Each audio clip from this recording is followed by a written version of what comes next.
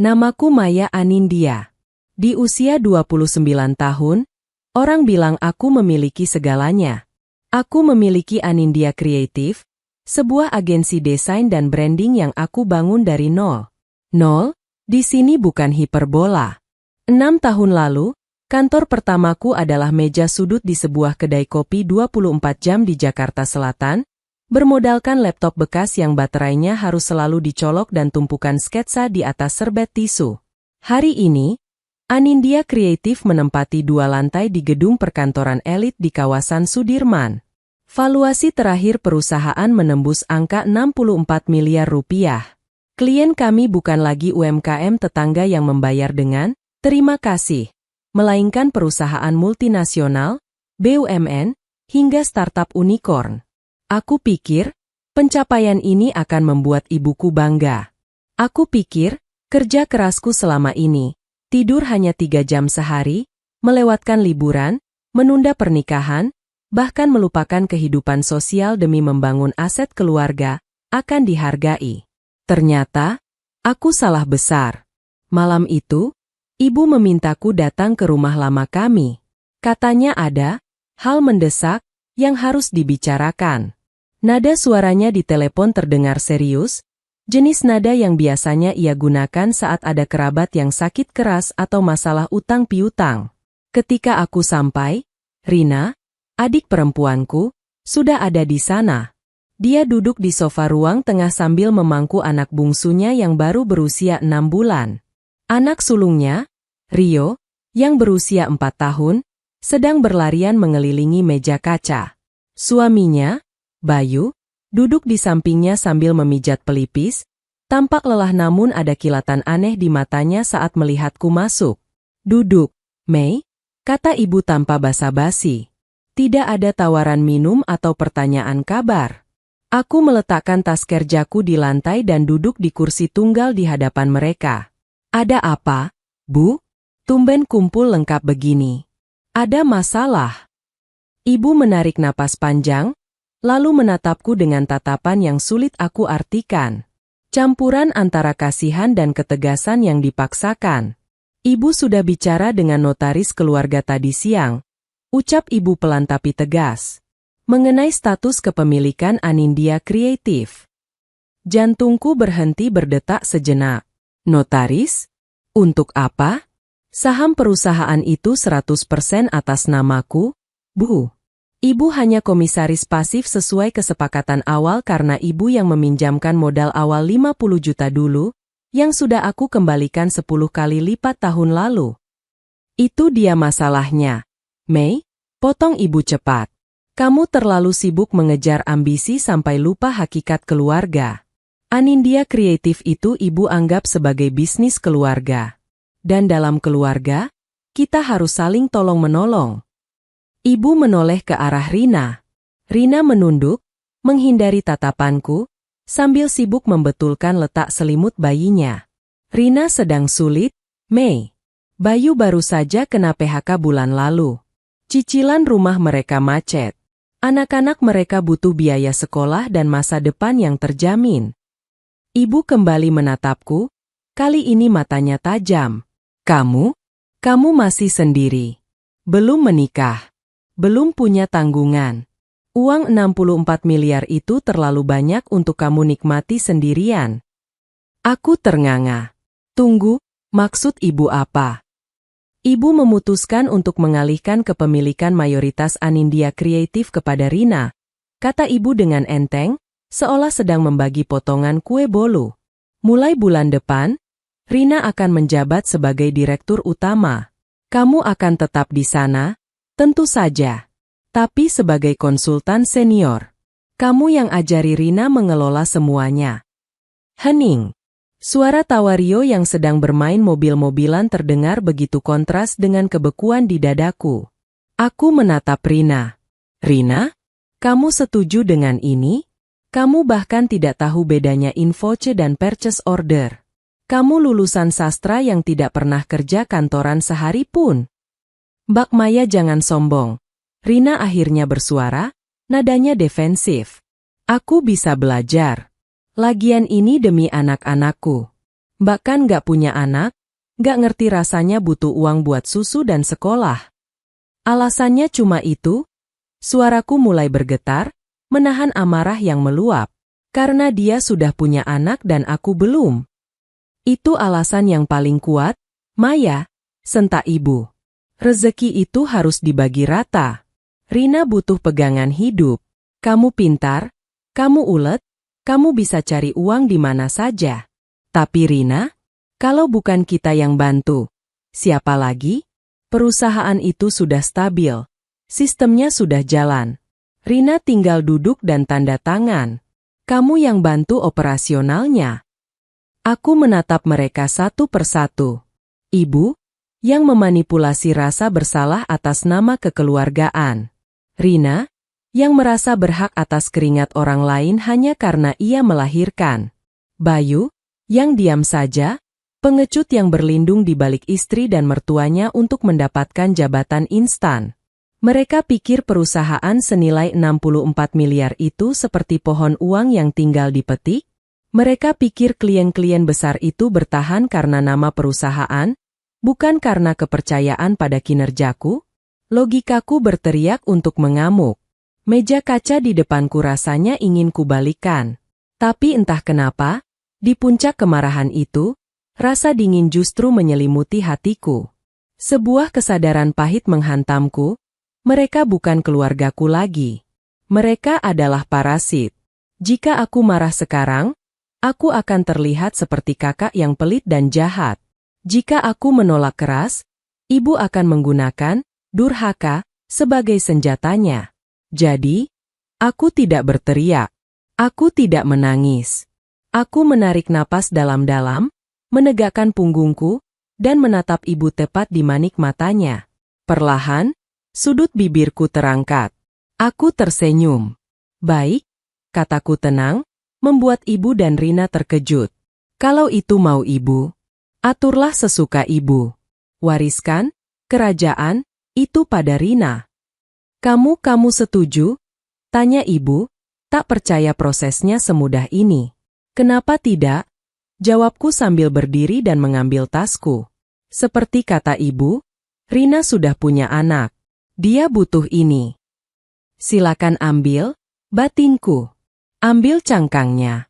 Tapi kalian lupa, nyawa perusahaan itu ada di kepalaku, bukan di gedung atau logo yang tertempel di dinding. Aku berjalan keluar dari rumah itu tanpa menoleh lagi. Malam itu, di dalam mobil, aku tidak menangis. Aku justru mulai menghitung mundur. Kehancuran mereka baru saja dimulai, dan kali ini, aku tidak akan menjadi orang yang memunguti puing-puingnya. 3 hari setelah malam penghakiman, di rumah ibu, kami berkumpul di kantor notaris. Ruangannya dingin, berbau kertas tua dan pengharum ruangan jeruk yang menyengat. Pak Herman, notaris yang sudah mengurus legalitas perusahaanku sejak awal, menatapku dengan kening berkerut di balik kacamata tebalnya. Ia tampak ragu menyodorkan berkas akta perubahan struktur kepemilikan saham itu. Bu Maya, ujarnya pelan, memastikan ibu dan Rina yang sedang sibuk memilih kue di meja tamu tidak mendengar. Anda yakin dengan ini? Mengalihkan 80% saham kepada Ibu Rina dan menyisakan 20% saja untuk Anda? Ini artinya Anda kehilangan hak veto. Anda tidak akan punya kuasa lagi untuk menentukan arah Anindya Kreatif. Aku tersenyum tipis, mengambil pena Parker kesayanganku. Saya tahu konsekuensinya, Pak. Lakukan saja. Aku menandatangani lembar demi lembar dokumen itu dengan tangan yang stabil. Tidak ada getaran, tidak ada keraguan. Di mataku, kertas-kertas ini bukan lagi surat kepemilikan aset, melainkan surat pembebasan. Aku baru saja melepaskan diri dari beban ekspektasi keluarga yang tidak masuk akal. Saat Rina menandatangani bagiannya, wajahnya berseri-seri. Ia menatap kertas itu seolah sedang memegang tiket lotre pemenang utama. Ibu menepuk bahu Rina dengan bangga. Nah, begini baru adil. Sekarang kamu bosnya, Rin. Tunjukkan kalau kamu bisa. Perubahan di kantor terjadi secepat kilat. Hari Senin berikutnya, Rina datang bukan sebagai tamu, tapi sebagai direktur utama. Ia tidak mengenakan blazer kerja yang rapi, melainkan gaun terusan mahal berwarna merah menyala yang lebih cocok untuk arisan sosialita daripada rapat direksi. Hal pertama yang dilakukannya bukan mempelajari laporan keuangan atau berkenalan dengan para kepala divisi, melainkan merenovasi ruangan kerjaku. Ruangan ini terlalu kaku, Mbak Mei, komentar Rina sambil berkeliling di ruang kerjaku, yang sekarang menjadi miliknya. Ia menunjuk tumpukan buku referensi desain dan papan tulis penuh strategi branding. Ini semua harus keluar. Aku mau ganti sofa kulit ini dengan yang warna pastel. Terus meja ini terlalu besar, ganti yang lebih chic. Aku, yang sekarang, diusir, ke ruangan kecil di dekat pantry yang dulunya gudang arsip, hanya mengangguk. Silakan, Bu Direktur. Atur saja senyamannya. Karyawan-karyawanku menatap dengan bingung. Dinda, Head of Design kepercayaanku, menyusulku ke ruangan baruku dengan wajah panik. Mbak Mei, ini maksudnya apa? Kenapa Mbak Rina yang memimpin briefing pagi ini? Dia bahkan gak tahu bedanya CMYK dan RGB. Tadi dia marah-marah karena warna di layar komputer gak sama persis dengan hasil print di kertas HVS biasa. Keluh Dinda. Suaranya setengah berbisik takut terdengar. Ikuti saja arahannya, Din. Jawabku tenang sambil menyalakan laptop. Anggap saja ini era baru. Saya cuma konsultan sekarang. Tapi, Mbak, SSTT, kerja saja seperti biasa. Jaga kualitas desainmu. Jangan sampai klien komplain karena output kita jelek. Masalah manajemen, biar itu jadi urusan Bu Rina. Siang harinya, kejutan lain datang. Bayu, suami Rina, masuk ke kantor dengan setelan jas yang kelihatannya baru dibeli. Rina mengumumkan dalam memo internal bahwa Bayu diangkat sebagai direktur keuangan yang baru, menggantikan Bu Siska, akuntan senior yang sudah bekerja denganku selama 5 tahun. Bu Siska dipaksa pensiun dini dengan pesangon seadanya. Aku melihat Bu Siska membereskan meja dengan mata berkaca-kaca. Hatiku sakit, tapi aku tahu aku tidak bisa membela siapa-siapa saat ini. Jika aku melawan sekarang, aku akan dianggap pembuat onar yang tidak rela melepaskan jabatan. Terima kasih untuk semuanya, Bu Maya, bisik Bu Siska saat berpamitan padaku. Hati-hati, Bu. Firasat saya tidak enak melihat cara Pak Bayu melihat angka-angka di pembukuan tadi. Dia tidak bertanya soal arus kas. Dia cuma tanya, berapa saldo yang bisa ditarik tunai hari ini? Peringatan Bu Siska terngiang di kepalaku. Bayu memegang kendali uang. Rina memegang kendali kebijakan. Dan Ibu? Ibu datang seminggu sekali untuk duduk di lobi, meminum kopi gratis, dan membanggakan kesuksesan perusahaan anak-anaknya kepada tamu yang datang. Mereka pikir mereka sudah menang. Mereka pikir Anindya Kreatif adalah mesin otomatis yang akan terus menghasilkan uang tanpa perlu dirawat. Di ruangan sempitku, aku mulai melakukan pekerjaan baruku.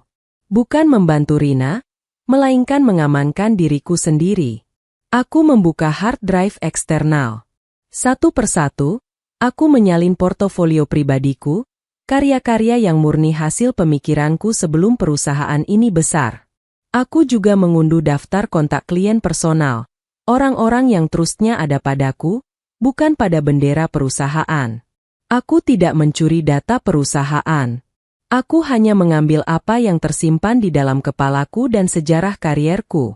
Sore itu, Rina memanggilku lewat intercom. Nadanya memerintah, tanpa embel-embel, "Mbak, lagi. Maya, ke ruangan saya sekarang. Ada klien yang mau ketemu, saya nggak ngerti dia ngomong apa soal brand identity." Aku menutup laptopku perlahan. Permainan dimulai. Aku akan datang, aku akan tersenyum, dan aku akan membiarkan Rina melihat betapa sulitnya memegang mahkota yang ia rebut paksa. Aku melangkah masuk ke ruangan Rina, bekas ruanganku, dan langsung disuguhi pemandangan yang membuat perutku mulas. Di sofa kulit baru berwarna krem yang ia banggakan itu, duduk Pak Hendra, Direktur pemasaran dari Nusantara Land, salah satu klien properti terbesar kami. Wajahnya merah padam, kakinya mengetuk-ngetuk lantai dengan ritme cepat tanda ketidaksabaran yang memuncak. Sementara itu, Rina duduk di balik meja besarnya, tersenyum lebar tanpa dosa. Di hadapannya terhampar beberapa lembar kertas warna-warni yang kelihatannya baru di-print. "Nah, ini Maya sudah datang," seru Rina dengan nada lega yang gagal ia sembunyikan. "Pak Hendra, ini mantan direktur saya. Sekarang dia bantu-bantu saya. Maya, tolong jelaskan ke Bapak ini kenapa kita nggak bisa pakai warna hitam untuk logo klaster perumahan, Sunny Hills." Aku menelan ludah, berusaha tetap profesional. Aku mengangguk sopan pada Pak Hendra. "Selamat sore, Pak Hendra. Maaf menunggu." "Bu Maya," Pak Hendra menyahut ketus, mengabaikan Rina sepenuhnya. "Saya sudah jelaskan selama 20 menit. Kami ingin branding yang elegan, minimalis, dan premium. Warna hitam dan emas itu standar kemewahan. Tapi Ibu Direktur baru Anda ini bersikeras kalau hitam itu warna kematian dan pembawa sial menurut Feng Shui pribadinya." Aku melirik Rina. Dia mencebikkan bibir. "Loh, kan benar, Mei? Masa jualan rumah warnanya hitam? Nanti dikira rumah hantu." Aku memejamkan mata sejenak, mengumpulkan kesabaran. "Rina, dalam psikologi warna dan branding properti premium, hitam melambangkan eksklusivitas dan kekokohan, bukan kematian. Lihat brand mobil mewah atau kartu kredit prioritas." Aku beralih ke Pak Hendra, mengambil alih kendali pembicaraan dengan cepat. "Pak, saya mengerti arah visual Bapak. Tim kami akan menyiapkan 3 alternatif desain. Opsi pertama sesuai brief Bapak, dominasi hitam emas. Opsi kedua, deep navy dan perak untuk kesan modern. Opsi ketiga, kita cari jalan tengah. Besok pagi presentasinya akan ada di meja Bapak." Pak Hendra menghela napas panjang, bahunya yang tegang mulai rileks. "Oke, besok pagi. Kalau hasilnya masih ngawur seperti omongan ibu ini," ia menunjuk Rina dengan dagunya, "kami putus kontrak. Ingat itu." Pria itu keluar ruangan tanpa menyalami Rina. Begitu pintu tertutup, Rina meledak. "Sombong banget orang tua itu. Mei, kamu kok malah bela dia? Aku ini atasan kamu sekarang. Harusnya kamu dukung opini aku." "Rina," suaraku datar namun dingin. "Kontrak Nusantara Land itu nilainya 2 miliar per tahun. Kalau kamu kehilangan mereka cuma karena urusan selera warna pribadimu, kamu bukan cuma kehilangan klien, kamu kehilangan kredibilitas." "Ah, cerewet. Klien kan banyak, bisa cari lagi?" jawabnya enteng sambil kembali sibuk dengan ponselnya.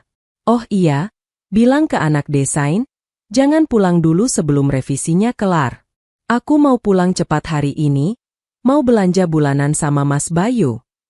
Aku keluar ruangan dengan rahang mengeras. Cari lagi? Dia pikir mendapatkan klien sekelas Nusantara Land semudah membalikan telapak tangan? Saat aku berjalan melewati lobi menuju ruanganku, aku berpapasan dengan Bayu. Wajahnya berseri-seri, tangannya memutar-mutar kunci mobil yang masih berkilau. Di parkiran depan lobi, tempat yang biasanya dikosongkan untuk tamu VIP, terparkir sebuah Pajero Sport hitam mengkilap. Masih ada pita merah kecil di spionnya. "Gimana, Mei? Keren kan?" Bayu menyeringai bangga saat melihatku memperhatikan mobil itu. "Mobil operasional baru. Biar kalau ketemu klien bonafide, kita nggak malu-maluin." "Operasional?" tanyaku, alisku terangkat. "Mobil operasional kantor kita biasanya MPV, B. Biar muat bawa banyak barang atau tim saat loading acara. Pajero buat apa? Siapa yang pakai?" "Ya direktur keuangan dong," jawabnya santai. "Masa aku naik motor atau taksi online?" Rina juga setuju kok. Katanya biar wibawa perusahaan naik. "Bayu," potongku tajam. "Kita baru saja ganti termin pembayaran vendor bulan lalu karena cash flow agak ketat. Kamu malah beli mobil seharga 500 000 lebih secara tunai. Wajah Bayu berubah masam.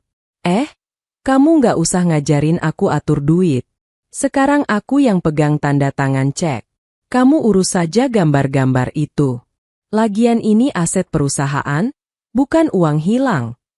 Dia melengos pergi, masuk ke dalam mobil barunya, dan menyalakan mesin yang menderu sombong. Malam itu, aku lembur di kantor sendirian. Bukan mengerjakan desain, tapi memeriksa jejak digital di server internal. Dugaanku benar. Bayu tidak membeli mobil itu secara tunai murni. Dia menggunakan uang muka dari termin pertama proyek Nusantara Land yang baru cair kemarin lusa. Uang yang seharusnya dialokasikan untuk biaya produksi vendor percetakan dan sewa venue pameran minggu depan.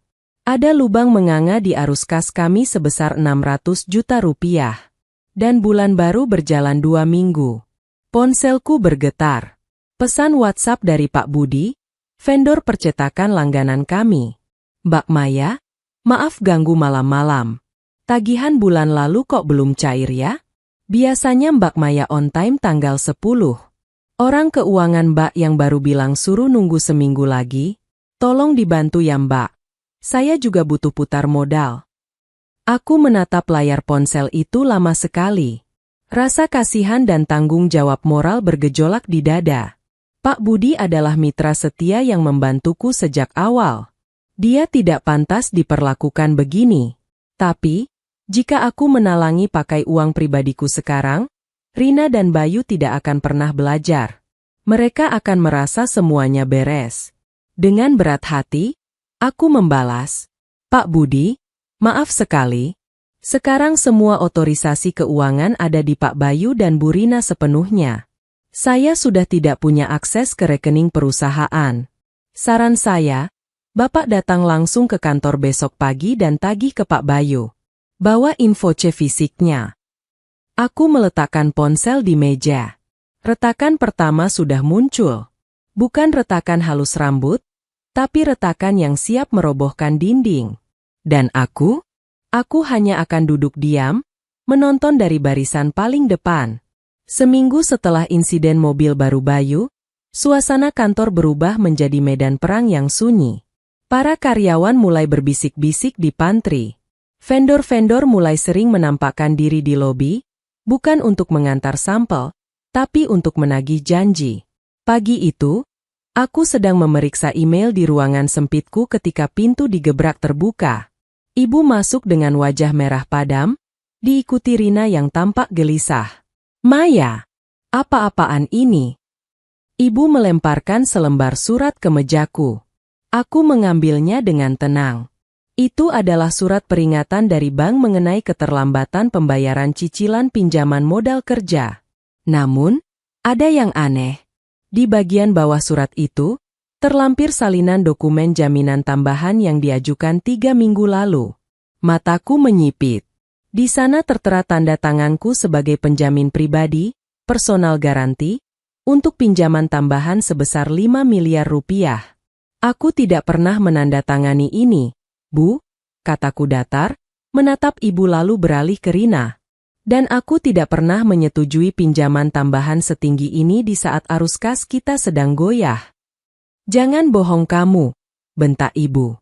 Bayu bilang kamu sudah setuju waktu rapat informal. Dia bilang kamu sendiri yang bilang kalau perusahaan butuh suntikan dana buat proyek besar. Aku berdiri, rasa dingin merayap di punggungku. Rapat informal kapan? Aku tidak pernah bicara dengan Bayu soal ini. Rina, katakan padaku, siapa yang memalsukan tanda tanganku? Rina memalingkan wajah, pura-pura sibuk memperbaiki kancing bajunya. Mbak Maya jangan drama deh.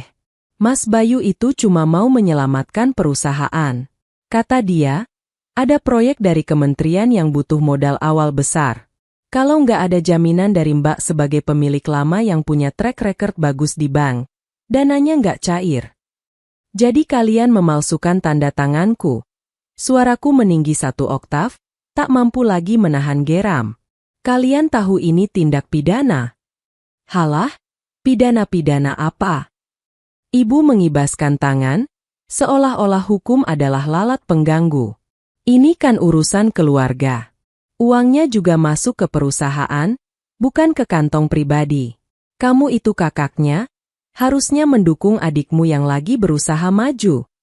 Uangnya masuk ke perusahaan? Aku tertawa getir. Lalu kenapa Pak Budi vendor cetak belum dibayar? Kenapa gaji tim kreatif terlambat 3 hari?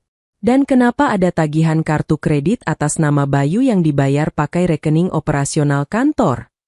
Wajah Rina memucat. Itu cuma sementara, Mbak. Nanti kalau proyek kementerian cair, semua diganti. Aku menatap mereka berdua dengan tatapan kosong.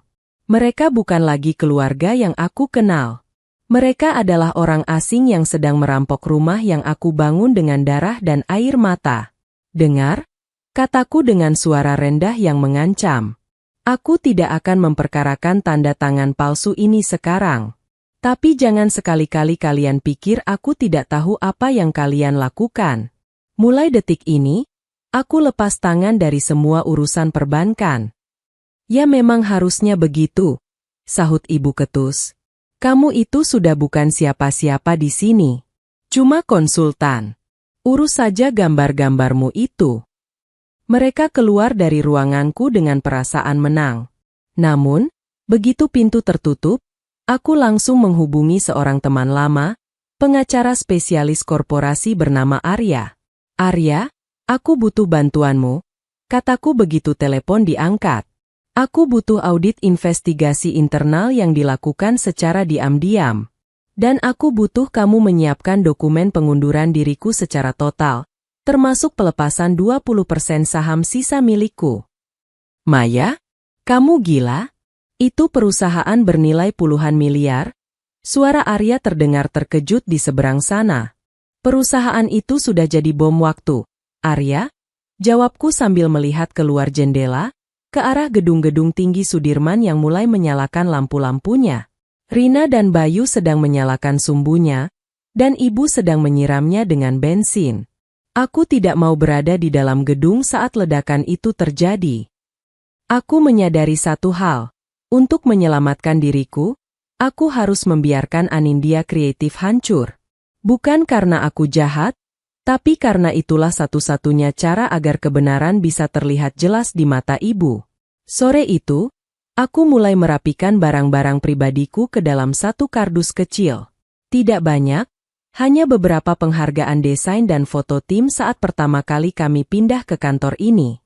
Di luar, aku mendengar suara tawa Rina yang sedang memamerkan tas tangan barunya kepada staf resepsionis. Dia tidak tahu bahwa di balik tawa itu, ada utang 5 miliar rupiah yang mencekik dan tanda tangan palsu yang siap menyeret mereka ke jalur hukum. 2 minggu berlalu sejak insiden tanda tangan palsu itu, dan kantorku kini terasa seperti kapal yang bocor di sana-sini namun kaptennya sibuk berpesta di dek atas. Rina mulai membawa kebiasaan rumah tangganya ke kantor. Ia sering datang siang hari, membawa anak-anaknya, dan membiarkan mereka berlarian di ruang kreatif tempat tim desain sedang memeras otak mengejar deadline. Suatu siang, aku melihat Rio, anak sulungnya, menumpahkan minuman coklat di atas tablet grafis mahal milik Dinda. Rina, lihat itu, alat kerja timku rusak, tegurku spontan. Rina hanya melirik sekilas tanpa beranjak dari kursinya. Aduh, Mei, cuma tumpah dikit. Nanti tinggal dilap. Lagian kamu kan punya banyak uang. Beli baru apa susahnya? Jangan pelit sama keponakan sendiri. Aku terdiam. Bukan karena takut, tapi karena aku menyadari bahwa bicara logika pada Rina adalah kesia-siaan. Dinda menatapku dengan mata berkaca-kaca, memegang alat kerjanya yang kini mati total. Aku hanya bisa mengusap bahunya dan berbisik. Nanti Mbak ganti pakai uang pribadi Mbak. Ya, sabar. Namun, masalah sebenarnya bukan di sana. Masalah yang lebih besar ada di meja kerja Bayu. Sebagai Direktur Keuangan, Bayu mulai melakukan apa yang ia sebut sebagai efisiensi. Ia memotong anggaran langganan perangkat lunak desain orisinal yang kami gunakan. Ia menggantinya dengan versi bajakan yang ia beli dari situs tidak jelas. Buat apa bayar jutaan tiap bulan cuma buat aplikasi? Ini ada yang murah, fungsinya sama, katanya sombong saat rapat staf. Mas Bayu, interupsiku, itu ilegal. Kalau klien tahu kita pakai software bajakan, reputasi kita hancur. Belum lagi risiko virus dan keamanan data klien. Halah, Maya, kamu itu terlalu tegang. Dunia bisnis itu yang penting untung, bukan idealis, jawabnya sambil sibuk memeriksa katalog jam tangan di komputernya. Puncaknya terjadi ketika proyek kementerian yang dibanggakan Bayu akhirnya dimulai. Ternyata, proyek itu bukan didapat karena kualitas desain kami, melainkan hasil, lobi-lobi, Bayu yang melibatkan janji kickback atau uang kembali kepada oknum di sana. Malam itu, aku masih di kantor ketika melihat Bayu sedang menerima seorang pria asing di ruangannya. Mereka bicara berbisik, tapi melalui celah pintu yang sedikit terbuka, aku melihat Bayu menyerahkan amplop coklat yang cukup tebal. Aku tahu apa itu. Itu adalah uang muka dari pinjaman bank 5 miliar rupiah yang tempo hari mereka cairkan dengan memalsukan tanda tanganku. Mereka tidak menggunakannya untuk operasional, tapi untuk menyuap demi mendapatkan proyek baru yang bahkan kapasitas tim kami belum tentu sanggup mengerjakannya. Keesokan harinya, aku menemui ibu di rumahnya. Aku mencoba sekali lagi, yang terakhir kalinya, untuk memperingatkannya. Bu, Ibu harus bicara sama Bayu dan Rina. Mereka menggunakan uang pinjaman bank untuk hal-hal yang tidak benar. Kalau ini terbongkar, bukan cuma perusahaan yang hilang, tapi mereka bisa masuk penjara, kataku dengan nada memohon. Ibu yang sedang asyik menonton sinetron di TV besar hasil pemberian Rina, hanya mendengus. Kamu itu ya, Mei, gak henti-hentinya menjelekkan adikmu sendiri. Kamu sirikan karena sekarang Rina lebih sukses? Karena Rina bisa kasih ibu perhiasan dan TV baru. Sementara kamu cuma kasih uang bulanan yang pas-pasan. Ini bukan soal sirik, Bu. Ini soal hukum. Sudah, ibu nggak mau dengar lagi. Ibu berdiri, menunjuk pintu keluar. Kalau kamu nggak bisa bantu Rina dengan ikhlas, mending kamu diam saja. Atau sekalian saja nggak usah masuk kantor kalau cuma mau memata-matai mereka. Ibu sudah muak dengar aduanmu. Aku berdiri perlahan. Hatiku yang tadinya masih menyisakan sedikit ruang untuk empati, kini menutup rapat. Gemboknya sudah terkunci. Baik, Bu, kataku pelan. Aku tidak akan mengadu lagi. Tapi ingat kata-kataku hari ini. Saat semuanya runtuh, jangan cari aku. Aku pulang ke apartemenku, membuka laptop, dan mengirimkan pesan singkat kepada Arya, pengacaraku. Arya, kirimkan surat pengunduran diriku besok pagi. Dan aktifkan rencana B. Kita mulai tarik semua aset intelektual yang secara hukum masih milik pribadiku. Malam itu, aku tidur dengan sangat nyenyak. Seolah-olah beban 64 miliar rupiah yang selama ini kupikul di pundak, tiba-tiba menguap menjadi udara. Pagi itu, suasana kantor Anindya Kreatif terasa berbeda. Aku datang lebih awal, bukan untuk bekerja, melainkan untuk meletakkan sebuah amplop putih di atas meja Rina. Di dalamnya terdapat surat pengunduran diri resmiku sebagai konsultan, sekaligus pernyataan pelepasan sisa sahamku. Aku tidak meminta kompensasi 1 rupiah pun untuk saham itu. Bagiku, 20% saham itu adalah harga yang murah untuk menebus kebebasanku dari kekacauan yang mereka ciptakan. Pukul 10, Rina masuk ke ruangannya. Tak lama kemudian, teriakan melengking terdengar. Maya, apa-apaan ini? Rina menghambur ke ruanganku, gudang sempit itu, sambil mengacungkan suratku. Kamu mau keluar? Di saat kita baru saja menang tender kementerian? Kamu mau sabotase aku? Ya. Aku tetap tenang, merapikan kabel laptopku.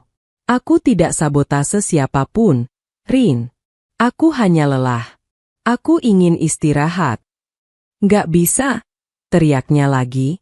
Ibu yang kebetulan sedang berkunjung untuk meminta uang belanja tambahan pun ikut masuk ke ruangan. "Maya, kamu jangan keterlaluan," ujar ibu dengan nada mengancam. "Kalau kamu keluar sekarang, siapa yang mau urus presentasi ke orang kementerian besok?" Rina belum paham teknisnya.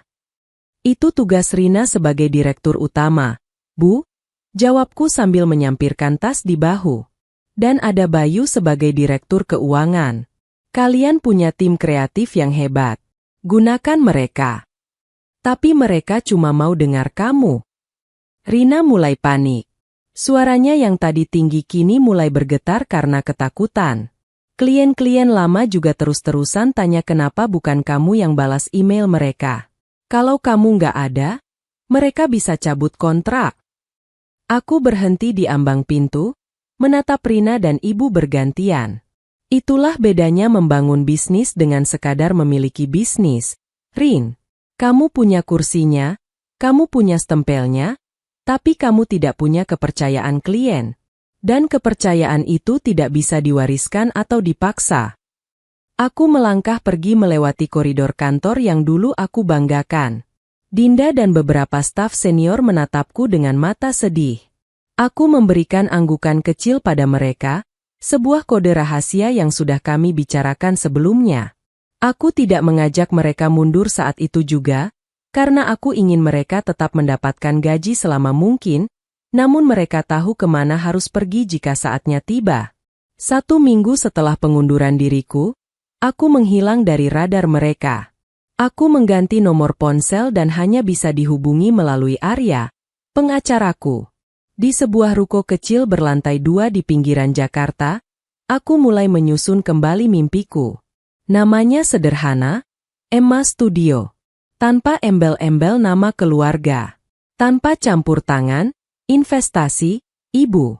Ini murni milikku. Aku hanya membawa 1 asisten administrasi dan 2 desainer magang yang baru lulus. Kami mulai dari nol lagi. Sketsa-sketsa baru mulai memenuhi meja. Tanpa beban utang 5 miliar atau tuntutan keluarga, kreativitas yang sempat mati suri kini meledak kembali. Namun, ketenangan itu tidak bertahan lama. Suatu sore, Arya meneleponku. "Mei, kamu harus lihat berita ekonomi sore ini. Nusantara Land baru saja mengumumkan pemutusan kontrak kerjasama secara sepihak dengan Anindya Creative." "Alasannya?" tanyaku. Meski aku sudah bisa menebaknya. "Pelanggaran kontrak serius," katanya. "Tim Rina menyerahkan desain yang ternyata hasil plagiat dari studio di luar negeri. Dan yang lebih parah, Bayu tertangkap kamera sedang mencoba menyuap manajer pengadaan mereka agar laporan keterlambatan produksi tidak sampai ke direksi." Aku terduduk lemas di kursi. Aku tahu Rina malas, tapi aku tidak menyangka dia akan senekat itu dengan menjiplak karya orang lain hanya demi mengejar deadline yang ia tunda-tunda sendiri. "Ada lagi, Mei," tambah Arya. "Bank mulai melakukan penagihan paksa karena cicilan pertama pinjaman 5 miliar itu gagal bayar. Dan karena ada indikasi pemalsuan tanda tanganmu, bank mulai melakukan audit investigasi. Nama kamu terseret sebagai penjamin, tapi aku sudah siapkan bukti bahwa tanda tangan itu dipalsukan." "Biarkan saja, Arya," kataku pelan. "Biarkan hukum bekerja. Aku sudah memberi mereka peringatan, tapi mereka memilih untuk menertawakanku." Malam itu, ibu meneleponku berkali-kali ke nomor lama yang aku aktifkan sebentar hanya untuk melihat keadaan. Pesan suaranya penuh dengan tangisan. "Maya, tolong adikmu. Kantor digeledah orang bank. Rina pingsan. Bayu dipanggil polisi. Tolong balik, Mei. Selamatkan perusahaan kita." Aku mendengarkan pesan itu sampai habis, lalu menghapusnya. "Perusahaan kita? Tidak, Bu." Sejak ibu mengatakan, dia sudah punya anak, sebagai alasan untuk merampas hasil keringatku. Kata, "Kita, sudah tidak ada lagi." 2 hari setelah pesan suara ibu yang histeris itu, aku memutuskan untuk datang ke kantor lama. Bukan untuk membantu, melainkan untuk mengambil sisa barang pribadi yang tertinggal dan menyaksikan sendiri akhir dari sandiwara yang mereka bangun. Suasana di kantor Anindya Kreatif sudah seperti pasar tumpah yang kacau. Di lobi, 3 orang pria bersafari gelap, debt collector dari vendor percetakan, sedang beradu argumen dengan resepsionis yang tampak ketakutan. Di sudut lain, beberapa karyawan sedang mengemas barang mereka ke dalam kardus. Mereka tahu kapal ini sedang karam. Aku berjalan menuju ruang direksi. Di sana, aku menemukan pemandangan yang menyedihkan. Rina duduk bersimpuh di lantai sambil menangis, sementara ibu sibuk menelepon siapa saja, mungkin mencari pinjaman darurat. Bayu tidak terlihat di sana. Belakangan aku tahu dia sedang berada di kantor polisi untuk memberikan keterangan awal terkait laporan dugaan penipuan dan pemalsuan dokumen. Maya! Ibu berteriak saat melihatku. Ia berlari dan memegang lenganku erat-erat. Kamu datang juga. Tolong, Mei, bicara sama orang-orang di depan itu. Bilang kalau kita akan bayar. Tolong pakai tabunganmu dulu untuk menutupi cicilan bank bulan ini saja. Aku melepaskan tangan ibu dengan perlahan tapi pasti. Tabunganku sudah habis untuk modal studio baruku, Bu. Dan lagi pula, ini bukan tanggung jawabku lagi. Mbak Maya jahat. Rina mendongak, matanya sembab dan wajahnya pucat. Mbak sengaja kan membiarkan ini terjadi? Mbak senang melihat aku hancur? Lihat anak-anakku? Mbak, kalau kantor ini disita, mereka mau makan apa? Rina, kataku sambil menatapnya datar. Anak-anakmu butuh ibu yang jujur, bukan ibu yang mencuri hak kakaknya. Kamu punya waktu berbulan-bulan untuk belajar, tapi kamu lebih memilih belanja tas mewah dan menggaji suamimu dengan uang yang bukan milik kalian. Tiba-tiba, pintu ruangan terbuka kasar. Pak Hendra dari Nusantara Land masuk bersama seorang pengacara. Wajahnya tidak lagi merah karena marah, tapi dingin karena muak. Sore, Bu Maya, sapanya padaku, suaranya melembut sejenak sebelum kembali mengeras saat menatap Rina. Saya ke sini untuk menyerahkan surat tuntutan ganti rugi atas pelanggaran hak cipta. Desain yang tim Anda berikan ternyata mengambil aset dari studio di London tanpa izin. Kami dituntut oleh mereka, dan sekarang, kami menuntut Anda balik sebesar 10 kali lipat nilai kontrak. Rina gemetar hebat. Tapi saya nggak tahu kalau itu plagiat, itu tim desain yang bikin. Anda direktur utamanya, Bu Rina, potong pengacara Pak Hendra tajam. Tanda tangan Anda ada di berkas persetujuan final. Anda bertanggung jawab penuh secara hukum. Ibu mencoba menengahi. Pak, tolong, kita ini keluarga baik-baik. Bisa dibicarakan kekeluargaan. Pak Hendra tertawa sinis. Kekeluargaan? Saat menantu Anda mencoba menyuap staf saya, apa dia ingat soal kekeluargaan? Saat Anda memalsukan tanda tangan Bu Maya untuk cari pinjaman bank, apa itu yang Anda sebut baik-baik? Kami sudah tahu semuanya. Pak Hendra kemudian menoleh padaku. Bu Maya, saya pribadi menyesal hal ini terjadi. Jika saja Anda masih di sini, Nusantara Land tidak akan pernah mencabut kontrak. Kami tahu siapa otak di balik kesuksesan perusahaan ini sebenarnya. Setelah mereka pergi, ruangan itu hening sesaat, hanya menyisakan isak tangis Rina yang semakin menjadi. Aku berjalan menuju meja kerja Rina, mengambil sebuah foto kecil di sana, foto tim kami saat merayakan ulang tahun perusahaan yang kedua. Aku melepaskan bingkainya, mengambil fotonya, dan memasukkannya ke dalam tas. Semua sudah berakhir, Bu, kataku pada ibu yang kini terduduk lemas di sofa mahal yang dibeli Rina. Gedung ini, aset-aset ini, semuanya akan disita bank dalam hitungan hari. Saran saya, mulailah cari pengacara yang bagus untuk Bayu. Karena masalah pemalsuan tanda tangan itu bukan lagi urusan perdata, tapi pidana. Maya, kamu benar-benar tidak mau bantu? Tanya ibu, suaranya kini terdengar kecil dan rapuh. Aku sudah membantu dengan cara diam selama ini, Bu. Aku membiarkan ibu membuktikan sendiri bahwa kasih sayang yang bias itu tidak bisa menjalankan bisnis. Ibu memilih Rina karena dia punya anak, tapi ibu lupa bahwa perusahaan butuh kompetensi, bukan sekadar status orang tua. Aku berbalik dan berjalan keluar. Di lobi, aku berpapasan dengan Dinda. Dia sudah membawa tasnya. Mbak Maya, panggilnya. Aku sudah kirim surat resign tadi pagi. Apa masih ada tempat di studio baru Mbak? Aku tersenyum untuk pertama kalinya hari itu. Selalu ada tempat untuk orang yang jujur dan kerja keras. Din. Sampai ketemu besok pagi di tempat baru. Aku melangkah keluar dari gedung itu tepat saat matahari terbenam. Cahaya jingga menyinari papan nama Anindya Kreatif yang mulai berdebu. Dalam hati, aku mengucapkan selamat tinggal pada masa laluku, dan bersiap menyambut fajar baru di Emma Studio. Bulan pertama di Emma Studio adalah masa-masa paling melelahkan, namun sekaligus paling melegakan dalam hidupku. Ruko 2 lantai di pinggiran Jakarta ini jauh dari kemewahan gedung Sudirman. Tidak ada lobi marmer, tidak ada lift cepat, dan suara klakson kendaraan di luar terdengar jelas hingga ke ruang kerja. Namun, di sini tidak ada racun. Aku kembali duduk di depan layar, menggoreskan sketsa dengan tangan sendiri. Dinda dan 2 desainer muda lainnya bekerja dengan semangat yang tidak pernah kulihat sebelumnya di kantor lama. Kami sering lembur hanya ditemani kopi instan dan nasi bungkus, tapi tawa kami lepas. Kami tidak perlu takut ada anak kecil yang menumpahkan coklat di atas peralatan kerja, atau direktur keuangan yang menanyakan saldo tunai setiap jam. Mbak Maya, ada telepon dari Pak Hendra Nusantara Land, ujar asistenku suatu pagi. Aku tertegun sejenak, lalu mengangkat telepon itu. Halo, Pak Hendra.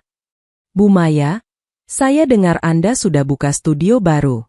Saya tidak mau berbasa-basi. Proyek klaster, Sunny Hills, kami sekarang terbengkalai karena masalah hukum dengan perusahaan lama Anda.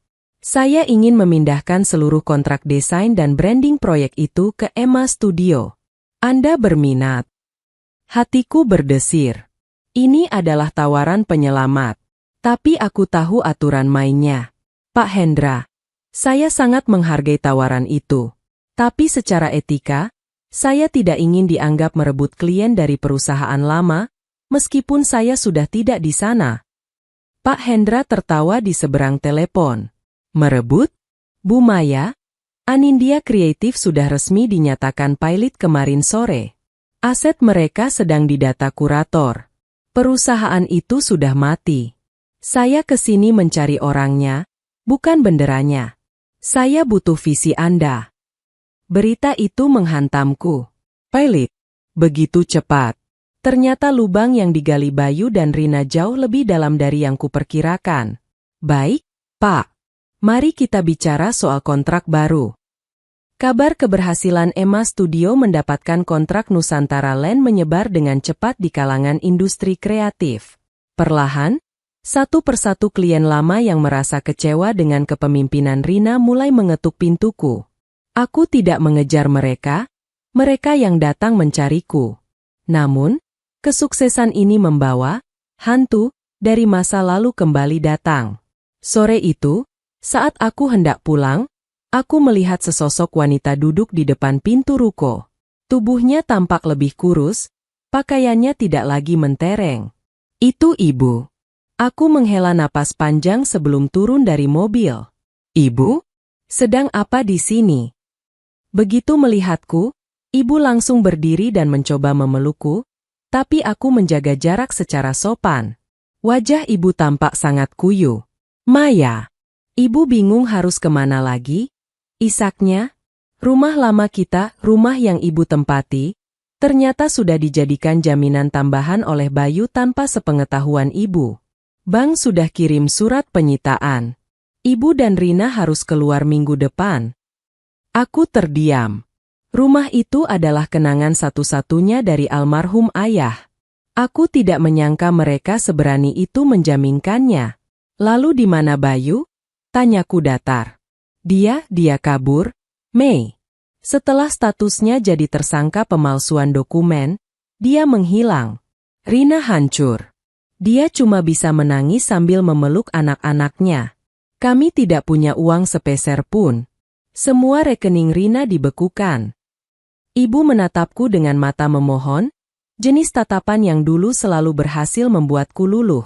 Mei, kamu kan sudah sukses sekarang. Ibu dengar kamu dapat proyek besar lagi. Tolong, sewakan rumah kecil saja buat kami. Atau biarkan kami tinggal di lantai atas rukomu ini. Kasihan cucu-cucumu, Mei. Mereka nggak salah apa-apa. Aku menatap ruko mungilku. Lantai atas adalah ruang kreatif dan tempat penyimpanan arsip. Jika aku membiarkan mereka masuk, racun itu akan kembali. Drama, manipulasi, dan rasa berhak atas hasil kerjaku akan muncul lagi. Bu, kataku dengan suara setenang mungkin. Aku bisa membantu ibu untuk biaya makan dan sekolah anak-anak Rina sementara waktu. Aku akan kirim uang lewat kurir setiap minggu. Tapi tempat tinggal. Tapi aku tidak bisa membiarkan kalian tinggal bersamaku atau di kantorku. Potongku tegas. Aku butuh ruang ini untuk tetap sehat secara mental agar bisa terus bekerja. Jika aku membiarkan kalian masuk, bisnis ini akan hancur seperti yang sebelumnya. Dan kalau bisnis ini hancur, siapa yang akan membiayai makan kalian? Ibu tampak terkejut. Kamu tega lihat ibu dan adikmu jadi gelandangan. Ibu punya banyak perhiasan dan tas mewah yang dibelikan Rina dulu, kan? Jual itu semua. Hasilnya cukup untuk sewa kontrakan sederhana selama 1 atau 2 tahun. Belajarlah hidup sesuai kemampuan, seperti aku dulu saat memulai bisnis ini di kedai kopi. Aku masuk ke dalam ruko dan mengunci pintu. Melalui jendela kaca, aku melihat ibu berdiri terpaku di trotoar sebelum akhirnya berjalan pergi dengan bahu yang lunglai. Sakit? Ya, hatiku sakit. Tapi aku tahu, jika aku menyerah sekarang, aku tidak hanya menghancurkan diriku, tapi aku juga tidak akan pernah mengajari mereka arti tanggung jawab. Aku kembali ke mejaku, menyalakan lampu kerja, dan melanjutkan desain yang tertunda. Aku memilih untuk mencintai diriku sendiri terlebih dahulu, karena aku sadar, warisan terbaik yang bisa kuberikan bukan lagi uang, melainkan sebuah batasan yang tegas. 3 bulan kemudian, berita tentang kejatuhan Anindya Kreatif benar-benar menjadi konsumsi publik di kalangan industri. Bukan lagi sekadar pilot, namun kasus ini berkembang menjadi skandal penipuan finansial.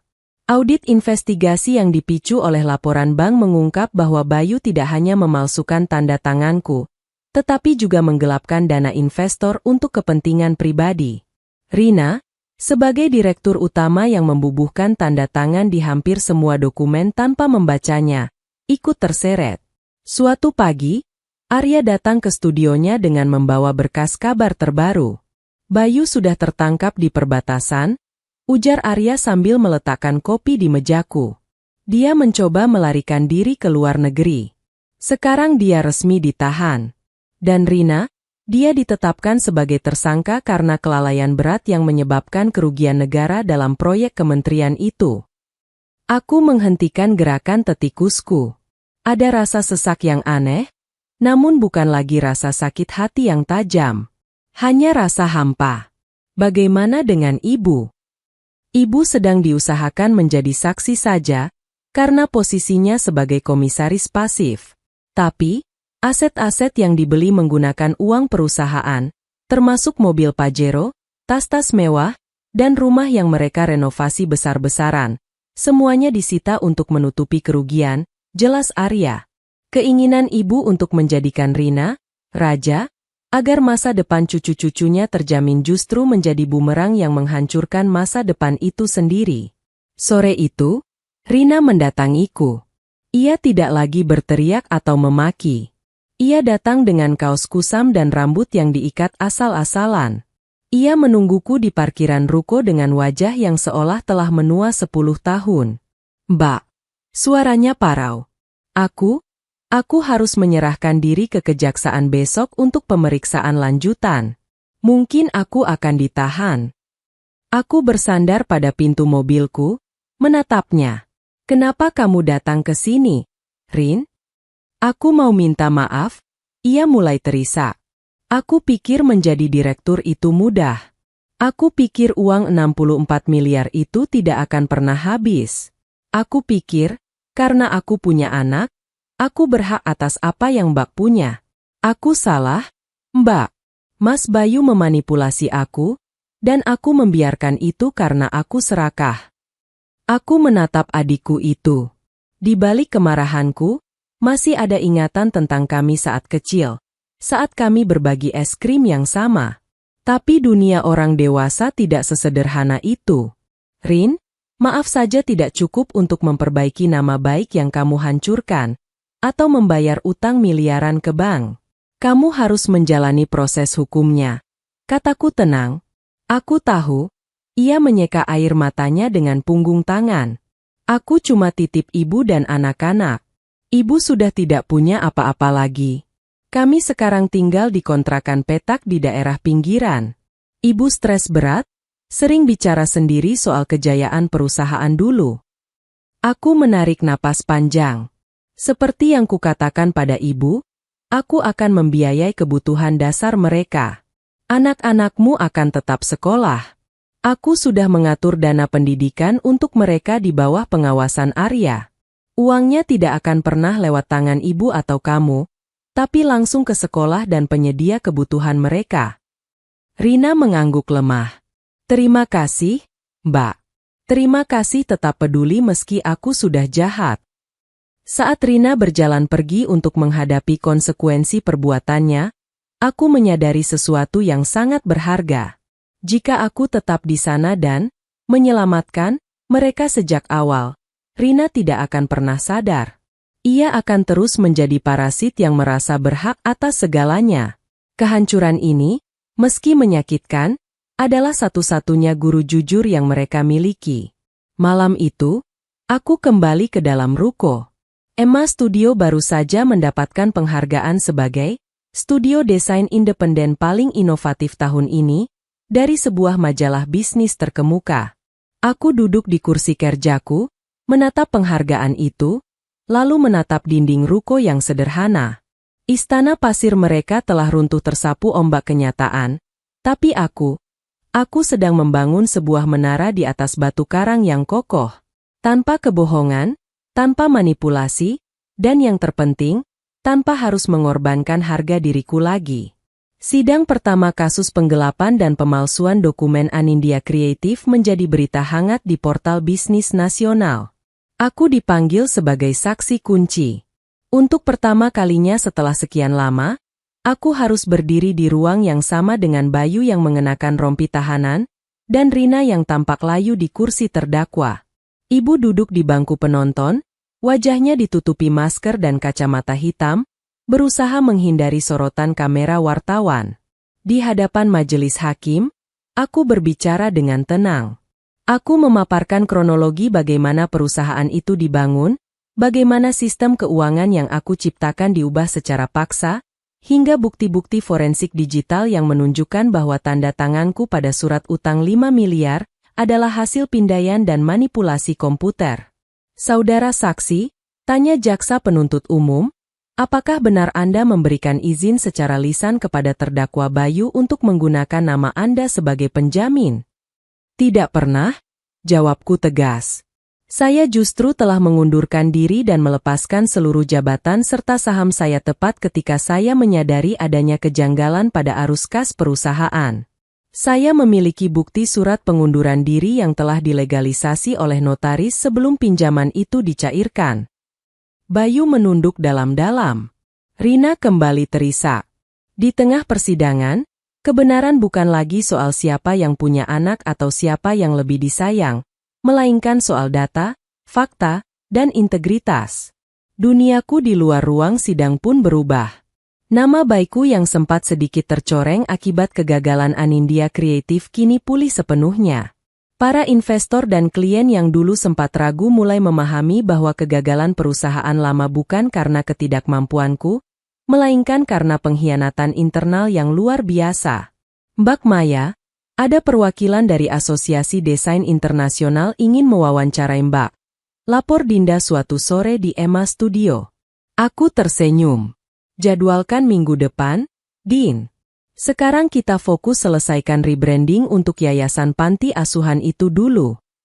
Aku mulai mengalihkan sebagian keuntungan Emma Studio untuk proyek-proyek sosial. Aku ingin membuktikan pada diriku sendiri bahwa uang bukan hanya soal nominal di rekening, tapi soal dampak yang bisa diciptakan. Suatu malam, aku pulang ke apartemen baruku yang lebih tenang. Aku menemukan sebuah paket di depan pintu. Tanpa nama pengirim, hanya sebuah amplop coklat. Di dalamnya ada sebuah buku catatan tua, buku catatan yang dulu aku gunakan untuk menggambar sketsa pertama di kedai kopi. Rupanya ibu yang mengirimnya. Ada secarik kertas kecil di dalamnya. Mei, ibu menemukan ini di gudang rumah sebelum orang bank datang. Mungkin ini satu-satunya hal milikmu yang tidak bisa mereka sita. Maafkan ibu yang buta karena rasa sayang yang salah. Aku mengusap sampul buku itu. Ibu mulai sadar bahwa warisan, yang sesungguhnya bukanlah gedung atau perusahaan senilai 64 miliar, melainkan visi dan tekad yang tercatat di dalam buku kumal ini. Ironisnya, saat mereka memiliki segalanya, mereka justru kehilangan segalanya. Dan saat aku melepaskan segalanya, aku justru mendapatkan kembali dunia di tanganku. Kebebasan ini terasa jauh lebih mahal daripada nilai valuasi perusahaan manapun. 6 bulan setelah persidangan, badai hukum itu akhirnya mencapai puncaknya. Bayu dijatuhi hukuman 5 tahun penjara, sementara Rina mendapatkan hukuman percobaan dengan kewajiban ganti rugi yang akan mengikatnya selama bertahun-tahun. Kehidupan mereka yang dulunya penuh kepalsuan kini rata dengan tanah. Namun, di sudut lain kota, Emma Studio justru bersinar lebih terang dari yang pernah aku bayangkan. Kami tidak lagi hanya mengerjakan proyek desain. Aku mulai diundang menjadi pembicara di berbagai seminar kepemimpinan wanita dan kewirausahaan. Orang-orang ingin mendengar kisah tentang perempuan yang berani melepaskan kerajaan bernilai 64 miliar rupiah demi menjaga integritasnya. Pelajaran terpenting bukan tentang bagaimana membangun kekayaan, kataku di atas panggung sebuah konferensi bisnis, tetapi tentang mengetahui kapan harus pergi dari meja yang tidak lagi menghargai nilai katamu. Sukses sejati adalah ketika kamu bisa tidur nyenyak tanpa rasa takut akan kebohongan yang terbongkar. Tepuk tangan riuh itu terasa tulus. Di barisan depan, aku melihat timku, Dinda dan kawan-kawan, tersenyum bangga. Mereka bukan sekadar karyawan, mereka adalah saksi hidup dari sebuah kebangkitan. Setelah acara selesai, aku menyempatkan diri mengunjungi ibu di kontrakan sederhananya. Kontrakan itu bersih, meski sempit. Rina ada di sana, sedang melipat pakaian sambil mengawasi anak-anaknya belajar di atas meja plastik. Tidak ada lagi tas mewah di gantungan, tidak ada lagi perhiasan di jemari mereka. Mei, ibu menyambutku dengan pelukan yang kali ini terasa jujur. Terima kasih sudah datang. Aku meletakkan kantong belanjaan berisi buah-buahan dan vitamin di meja. Bagaimana kabar Rina? Dia sudah mulai bekerja, Mei, bisik ibu. Dia jadi admin di sebuah toko kelontong besar. Gajinya tidak seberapa, tapi dia bilang dia merasa tenang karena tidak perlu berpura-pura menjadi direktur lagi. Dia mulai belajar menghargai setiap rupiah yang dia dapatkan. Aku melihat ke arah Rina. Ia mengangguk kecil ke arahku, sebuah tatapan yang penuh rasa malu namun juga terima kasih. Keangkuhannya telah patah, digantikan oleh realitas yang keras namun mendewasakan. Aku sudah mendaftarkan keponakan-keponakanku ke asuransi pendidikan jangka panjang, kataku pada ibu sebelum pulang. Semua sudah dibayar lunas hingga mereka kuliah. Aku ingin mereka punya masa depan, tanpa harus merasa terbebani oleh kesalahan orang tua mereka. Ibu menangis, kali ini bukan karena serakah, tapi karena haru. Kamu benar-benar anak yang luar biasa. Maya, ibu menyesal baru menyadarinya sekarang. Aku memegang tangan ibu sebentar. Aku memaafkan ibu. Tapi aku tidak bisa melupakan. Biarlah ini menjadi babak baru untuk kita semua. Aku keluar dari kontrakan itu dengan perasaan ringan. Aku naik ke mobil baruku, sebuah mobil listrik yang efisien, bukan simbol status yang berisik seperti milik Bayu dulu. Di perjalanan pulang, aku melewati gedung lama Anindya Creative. Gedung itu kini telah berganti nama, dimiliki oleh konsorsium lain setelah dilelang oleh kurator. Aku hanya tersenyum melihatnya. Dulu, aku pikir gedung itu adalah puncak prestasiku. Sekarang aku tahu, gedung itu hanyalah sebuah kota. Kerajaanku yang sesungguhnya ada di sini, di dalam hatiku, di dalam pikiranku, dan di dalam setiap karya yang aku buat dengan kejujuran. 1 tahun berlalu sejak Emma Studio berdiri. Hari ini, aku berdiri di balkon kantorku yang baru, sebuah ruang kreatif berkonsep terbuka dengan banyak tanaman hijau dan cahaya matahari alami. Kami baru saja memenangkan tender untuk mendesain identitas visual bagi sebuah proyek lingkungan berskala global. Valuasi Emma Studio memang belum menyentuh angka 64 miliar rupiah seperti perusahaan lamaku dulu, namun nilai kebahagiaan di dalamnya tak terukur oleh angka. Di sini, setiap orang dihargai berdasarkan karya, bukan hubungan darah. Setiap keputusan diambil berdasarkan logika, bukan tekanan manipulasi emosional. Ponselku bergetar. Sebuah pesan singkat dari Rina masuk. "Mbak, hari ini gajian pertamaku naik sedikit karena bonus kerajinan. Aku membelikan ibu daster baru dan membelikan anak-anak buku gambar. Terima kasih sudah mengajariku bahwa hidup sederhana dengan tangan sendiri itu jauh lebih terhormat. Maafkan aku untuk masa lalu." Aku tersenyum tipis dan tidak membalasnya dengan kata-kata panjang, hanya sebuah emoji senyum. Bagiku, itu sudah cukup. Transformasi Rina dari seorang parasit menjadi pekerja keras adalah kemenangan tidak langsung yang aku raih. Aku tidak perlu membalas dendam dengan menyiksa mereka. Kehidupan telah melakukannya dengan sangat adil. Tiba-tiba, Dinda masuk ke ruanganku dengan wajah berseri-seri. "Mbak Maya, ada undangan dari Universitas Alma Mater kita. Mereka ingin Mbak menjadi pembicara utama di acara wisuda bulan depan. Temanya, Building Integrity in Business." Aku mengambil kartu undangan berwarna gading itu. Menjadi pembicara wisuda di tempat aku dulu belajar menggambar sketsa pertama, adalah sebuah kehormatan yang menutup luka lama dengan sempurna. Sore itu, sebelum pulang, aku membuka laci mejaku dan mengambil sebuah serbet tisu yang sudah menguning, tersimpan rapi dalam plastik pelindung. Itu adalah sketsa pertama yang aku buat di kedai kopi 6 tahun lalu. Sketsa yang dulu aku pikir telah dirampas oleh ibuku sendiri. Aku menyadari bahwa ibu tidak pernah benar-benar bisa memberikan perusahaanku kepada Rina. Ibu hanya bisa memberikan asetnya, gedungnya, dan uangnya. Namun, api kreativitas, ketajaman insting, dan integritas yang ada di dalam sketsa ini tidak akan pernah bisa dipindah tangankan melalui notaris manapun. Aku teringat malam itu, malam di mana aku hanya bisa tersenyum saat ibu mengusirku dari hasil kerja kerasku sendiri. Saat itu, orang mungkin mengira aku kalah.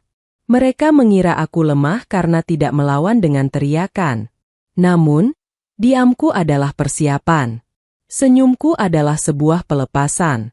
Aku telah membuktikan bahwa warisan yang paling berharga bukan apa yang kita terima dari orang tua, melainkan apa yang kita bangun dengan tangan kita sendiri. Memilih diri sendiri dan meninggalkan lingkungan yang beracun bukanlah bentuk keegoisan, melainkan bentuk keberanian tertinggi untuk meraih kesuksesan yang jujur. Aku mematikan lampu ruangan, mengunci pintu studio, dan berjalan menuju mobil dengan langkah ringan. Di luar, langit Jakarta berwarna ungu keemasan. Hidupku baru saja dimulai, dan kali ini, aku adalah pemilik tunggal atas kebahagiaanku sendiri. Tamat. Tamat. Tamat. Tamat. Tamat.